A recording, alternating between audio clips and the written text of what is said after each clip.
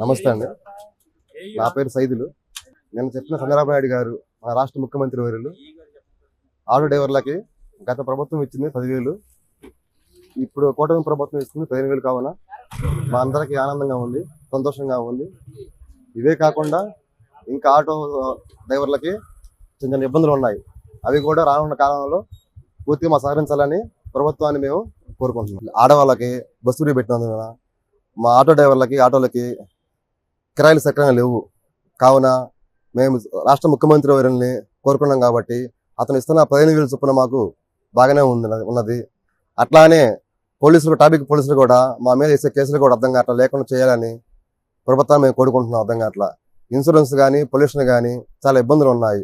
అటువంటి కూడా లేకుండా రానున్న రోజుల్లో కూటమి ప్రభుత్వం మాకు ఆటో డ్రైవర్లకు సానుకూలంగా చేయాలని ప్రభుత్వాన్ని మేము ఎన్నుకుంటున్నాం.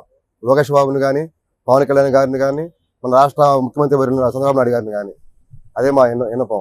అట్లానే కూటమి ప్రభుత్వం వల్ల ఇచ్చిన హామీలు మొత్తం 6 హామీలు కూడా అన్ని హామీలు బాగానే ఉన్నాయి.